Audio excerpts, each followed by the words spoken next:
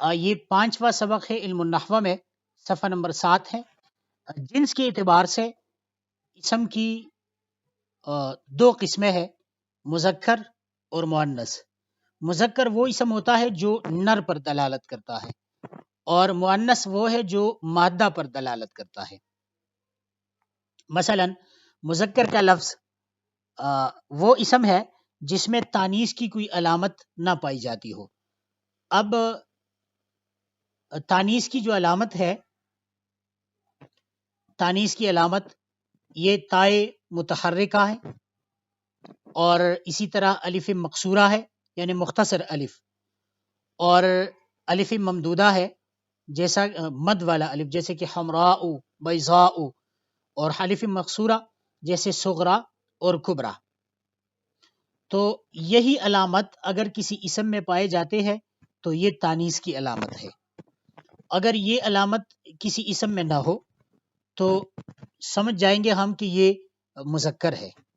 اور جیسا کہ صرف میں ہم نے بتا دیا کہ بعض اسم ایسے ہیں جو کہ مؤنث استعمال ہوتے ہیں، لیکن ان تینوں علامات میں سے کوئی علامت اس میں نہیں پائی جاتی۔ تو پہلے سے اس پر بات ہو چکی ہے کہ وہ مؤنث سماعی ہے، اور مؤنث سماعی کے لیے کسی قاعدے کی ضرورت نہیں ہوتی، بلکہ جس طرح اہل زبان سے ہم سنتے ہیں تو اسی طرح جو ہے وہ ہم بھی مؤنث یا مذکر استعمال کریں گے۔ تو مؤنث کی علامت ہے 3، گولتا، اور نمبر 2 الف مقصورہ، اور نمبر 3 الف ممدودہ۔ تو اب جب نحو میں ہم اجرا کریں گے تو دیگر اسباق کے ساتھ اجرا میں یہ اضافہ بھی کریں گے کہ یہ لفظ مذکر ہے یا مؤنث ہے۔ اگر مذکر ہے تو کیوں، اگر مؤنث ہے تو مؤنث کی علامت اس میں کون سی علامت پائی جاتی ہے۔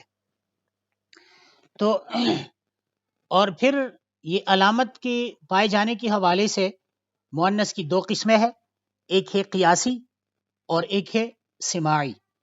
قیاسی کا مطلب ہے قاعدہ کے مطابق، اگر یہی الفاظ، یہی علامات اسم میں کوئی ظاہری طور پر موجود ہے تو ہم یہ سمجھیں گے کہ یہ مؤنث ہے، اور مؤنث لفظی ہے، اس میں علامت لفظی طور پر موجود ہے، اس کو قیاسی بھی کہتے ہیں۔ مثلا طلحۃ، یہ لفظ جو ہے یہ مؤنث ہے، اس کے آخر میں تا ہے۔ آگے صغرا مثلا، تو یہ مؤنث ہے کیونکہ اس میں علامت تانیث الف مقصورہ ہے۔ حمراء، یہ مؤنث ہے کیونکہ اس میں الف ممدودہ ہے۔ تو مؤنث قیاسی وہ مؤنث ہے جس میں علامت تانیث ان تینوں علامات میں سے کوئی علامت لفظی طور پر موجود ہو، تو اس کو ہم علامت مؤنث قیاسی کہتے ہیں، کیونکہ قیاسی کا مطلب ہے قاعدہ کے مطابق۔ اب یہ چونکہ بھی قاعدہ کے مطابق مؤنث بنا ہوا ہے تو اس لیے ہم اس کو مؤنث کہتے ہیں۔ اور دوسری قسم ہے مؤنث کی، مؤنث سماعی۔ مؤنث سماعی وہ ہے جس میں لفظوں میں تانیث کی علامت موجود نہ ہو، سامنے ہمیں نظر نہیں آ رہا، مگر اہل زبان اس کو مؤنث مانتے ہو، اہل زبان سے نقل ہو۔ مثلا الارض ایک زمین ہے، ایک لفظ ہے زمین کے لیے بولا جاتا ہے، تو قرآن کریم میں اس کے لیے مؤنث کی ضمائر اور مؤنث کی صیغے استعمال ہے۔ مثلا اذا والارض بعد ذلك دحاها، اب دحاها، یہ ہا ضمیر جو ہے یہ مؤنث کی ضمیر ہے اور آگے ارضن کی طرف راجع ہے، تو اس سے پتہ چلتا ہے کہ یہ اردن۔ واذا الارض مدت، تو مدت بھی مؤنث کا صیغہ ہے اور ارضن کی طرف راجع ہے، لیکن ارضن میں ہم کوئی بھی تانیث کی علامت نہیں پا سکتے، نہ اس میں تائے متحرکہ ہے، نہ اس میں الف ممدودہ ہے، اور نہ اس میں الف مقصورہ ہے۔ اسی طرح شمس، اذا الشمس کورت، تو کورت فعلت، یہ واحد مؤنث کا صیغہ ہے اور اس کی ضمیر شمسن کی طرف راجع ہے۔ تو اور کورت جب مؤنث کا صیغہ ہے اور شمس کے لیے استعمال ہے تو بھی پتہ چلا کہ شمسن یہ مؤنث ہے، حالانکہ شین، میم اور سین، نہ اس میں تا دیکھتے ہیں ہم، نہ الف دیکھتے ہیں اور نہ الف ممدودہ دیکھتے ہیں، پھر بھی یہ مؤنث ہے۔ تو یہ چونکہ اہل زبان سے اسی طرح منقول ہے، اسی وجہ سے ہم اس کو مؤنث سماعی کہیں گے۔ آگے مؤنث سماعی کچھ مثالیں بھی ذکر کیے گئے ہیں۔ مثلا وہ تمام اسما جو مؤنث کے نام ہو، اگر اس میں کوئی علامت تانیث نہ ہو لیکن پھر بھی وہ اس کے لیے ہم اس کو مؤنث کہیں گے کیونکہ یہ نام ہی مؤنث کی ہے. مثال کے طور پر یہاں پر شیر اکبر یہ مذکر کا نام ہے، لیکن ہماری ہاں کلاس کے دوران کلاس کی حدود میں یہ ایک سسٹر کی علامت ہے پہچاننے کے لیے.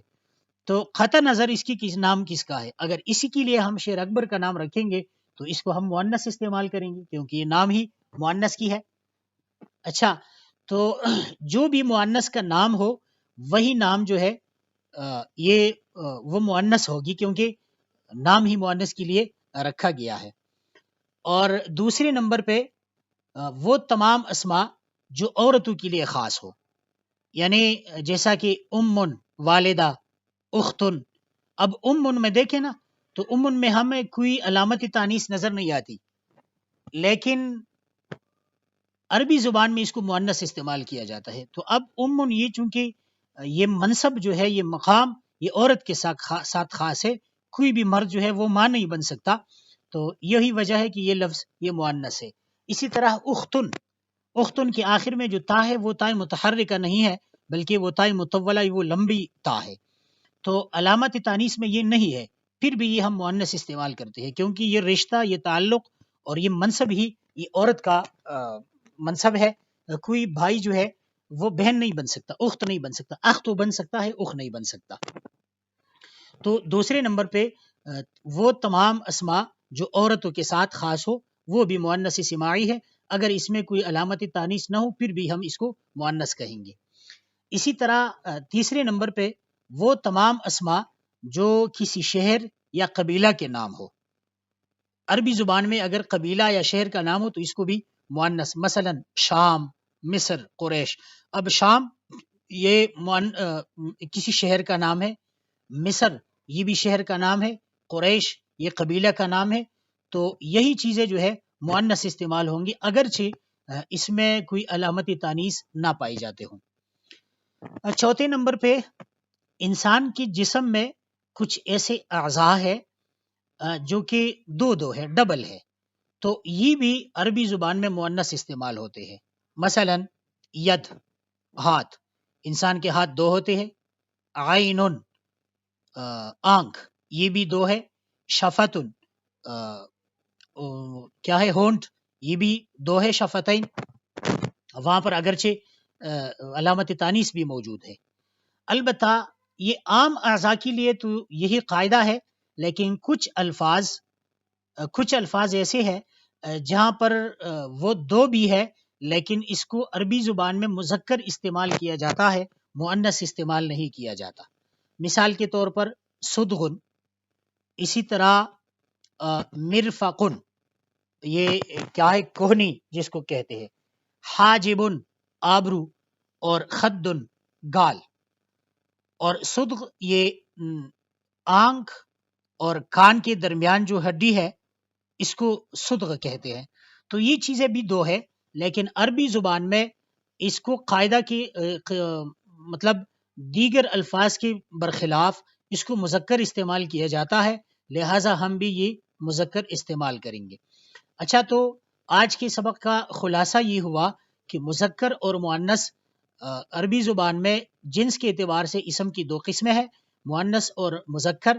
مذکر وہ ہے جس میں علامت تانیث نہ پائی جاتے ہو، جیسے رجل آدمی، فرسن گھوڑا، کتابن کتاب، سقفن وغیرہ جو بھی ایسے الفاظ ہیں. اور مؤنث وہ ہے جس میں نمبر 1 علامت تانیث اس میں موجود ہو، اور علامت تانیث 3 ہے، تائے مدورہ یعنی گولتا، الف مقصورہ اور الف ممدودہ. اور پھر یہ مؤنث دو قسم کی ہے، قیاسی اور سماعی. قیاسی وہ ہے جو قاعدہ کے مطابق ہو اور وہی تانیث کی علامت اس میں پائی جاتی ہو، اور مؤنث سماعی وہ ہے جس میں ظاہری طور پر علامت تانیث موجود نہ ہو لیکن پھر بھی اہل زبان سے اسی طرح مؤنث کا ان کا استعمال مؤنث کے طور پر منقول ہو. اور اس کی بھی چند مثالیں ذکر کیے گئے. ایک یہ ہے کہ وہ تمام اسما جو مؤنث کے ساتھ خاص ہو، اسی طرح وہ رشتے یعنی اگر کسی مؤنث کا نام رکھا گیا ہو، اور ایک وہ اسما جو کہ رشتوں کے حوالے سے ہو لیکن مؤنث کے ساتھ خاص ہو، جیسا کہ امن، اختن، بنتن وغیرہ. اور شہر اور قبیلوں کے نام اور انسانی اعضاء میں جو ڈبل چیزیں ہیں وہ بھی مؤنث استعمال ہوتے ہیں. البتہ چند الفاظ اس سے الگ ہے، مستثنا ہے، جس میں صدغن، مرفقن، حاجبن اور خدن، یہ الفاظ اگرچہ دو ہے لیکن پھر بھی یہ مذکر استعمال ہوتے ہیں. جی تو نحو کے حوالے سے آج تک یہی کافی ہے. یہی چیزیں انشاءاللہ العزیز کل اجرا میں جب ڈسکس کریں گے تو وہاں پر مزید اس کی وضاحت آئے گی. اس کے حوالے سے اگر کسی کا کوئی سوال ہو تو